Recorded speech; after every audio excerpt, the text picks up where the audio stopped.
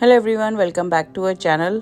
और आज ये मैं एक रैंडम व्लॉग शूट कर रही हूँ जिसमें कि हम पूरा प्रिपरेशन कर रहे हैं बेबी की।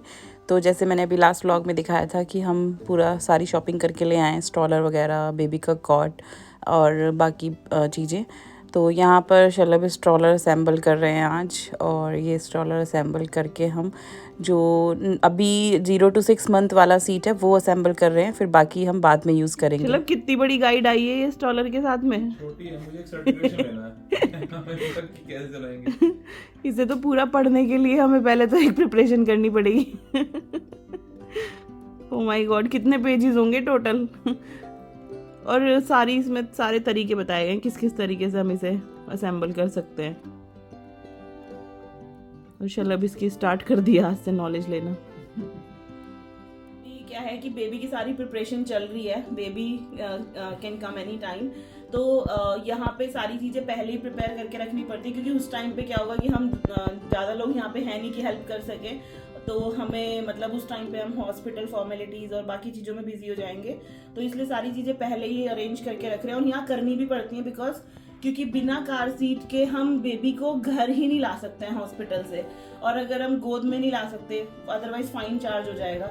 भले ही आप अपनी कार में आओ या आप कैब में आओ, बट बेबी सीट जो है वो मैंडेटरी है, वो होनी ही चाहिए, तभी मतलब वहाँ से डिस्चार्ज मिलता है।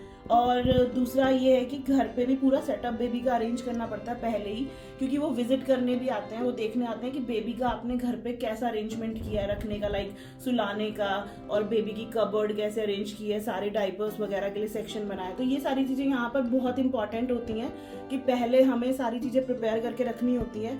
और नर्स या फिर डॉक्टर डिपार्टमेंट से कोई भी आता है सारा एक चेकअप करने, तो वो ज़रूरी है। और इन्हीं चीज़ों में हम लगे हुए हैं, बिजी हैं अभी, जिससे कि हम एटलीस्ट फ्री हो जाएं उस टाइम पे और अपने जो बेस्ट मोमेंट्स है वो बेबी के साथ एंजॉय कर पाएं।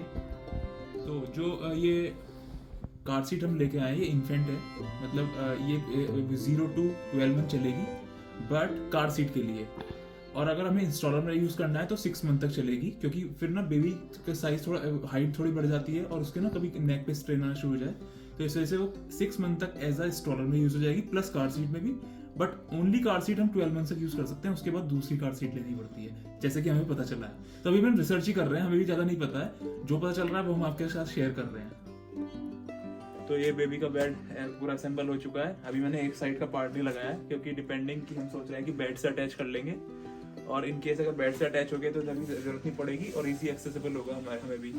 और अगर इन केस लगा के लगाना चाहिए तो एक और इधर साइड है, तो हम लोग लगा देंगे, जैसे इधर साइड है ऐसे यहाँ पे दूसरी लग जाएगी और इजीली हो जाएगा। और ये ना सारा डिसअसेंबल था, अलग अलग पार्ट थे, मैंने इसको सबको असेंबल कर दिया है इसको। और तो फाइनली ये है बेबी का बेड। और इसमें इसका हमने पूरा बेडशीट और जो मैट्रेस कवर है वो भी ले लिया है, तो वो तभी हम ये मैट्रेस है, सेटल कर देंगे। ये इसकी फिटेड शीट है, और ये वाटरप्रूफ वाली, इन केस बेबी के लिए वाटरप्रूफ जरूरी है। ये बेड हमने IKEA से लिया है, फुली असेंबल था, हमने असेंबल किया है, और इसका लिंक हम डिस्क्रिप्शन में डाल देंगे, अगर किसी को देखना है तो वहाँ से देख सकते हैं। तो अभी हम लोग ये बेबी ऑन बोर्ड अपनी कार पे लगा रहे हैं, यहाँ पे रूल है ऐसे, तो इसको लगा देते हैं।